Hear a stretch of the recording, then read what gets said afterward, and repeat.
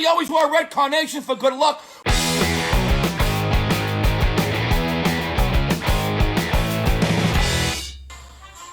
Hey, what do you hear? What do you say? My Facebook, YouTube, Twitter, Instagram, Google+, your sister's aunts, opponents, spreads. Vic Dibitetto here, wishing you all a happy President's Day. I figured I would do something a little different and maybe educate you all a little bit. There must be some fun little tidbits about some of them that you don't know either. And isn't the word tidbit a fun word? I mean, what is a tid? Am I only going to give you a bit of the tidbit? But here's the twist. I will give you a real tidbit and maybe some fake tidbits. So, you need to decide which is a true tidbit and which is a false tidbit. So, here's a tidbit. President John Tyler had 15 children. 15. Can you imagine what the White House was like with 15 fucking kids running around? And his wife's nickname was the Baby Blaster. Can you spot the false tidbit? How about this one? William Henry Harrison was only the president for 32 days. He died from a cold he got while standing in the rain giving his inauguration speech. Later that year, the Speaker of the House got frostbite on his wiener from humping an ice fishing hole. Which statement is the fake tidbit? Did you know that Martin Van Buren was the first president to be born as a citizen of the United States?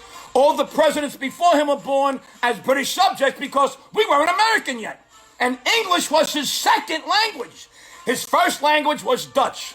Teddy Roosevelt was the youngest president to hold the office of the president because he became president when McKinley was assassinated. But Kennedy was the youngest president to ever be elected to the office. Here's a bit of a tid.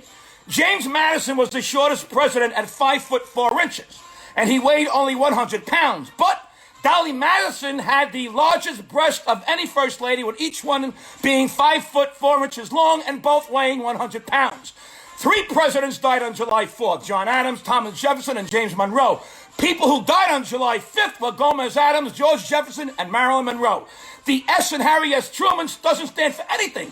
His parents simply gave him a letter when they couldn't come up with a name. So Eisenhower said the S was for stinky, which he accidentally walked into the president's bathroom while Harry was dropping a deuce.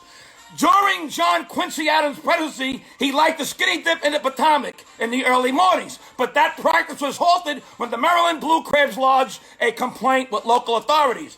Franklin Pierce was arrested while president for running over a woman with his horse head. He also shot an elephant in his pajamas. How he got the elephant in his pajamas, I'll never know.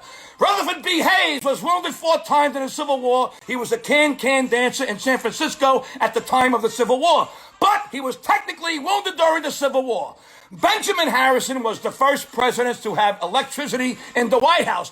But the light bulb wasn't invented for another 6 years, so what the fuck did he need electricity? William McKinley always wore a red carnation for good luck. While greeting a group of people in a line, he gave the carnation to a little girl and was shot seconds later.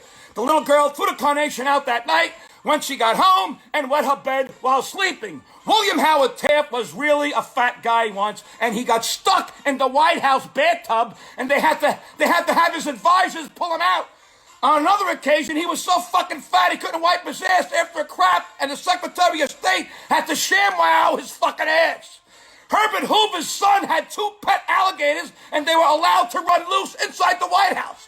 Richard Nixon, I'm not a crook, had 2 pet sharks, and they were allowed to act as White House lawyers. LBJ nicknamed his penis Jumbo. Lady Bird nicknamed her vagina the Hindenburg hole. And there you have it. Just some fun tidbits of the presidents. God bless you all. Happy President's Day.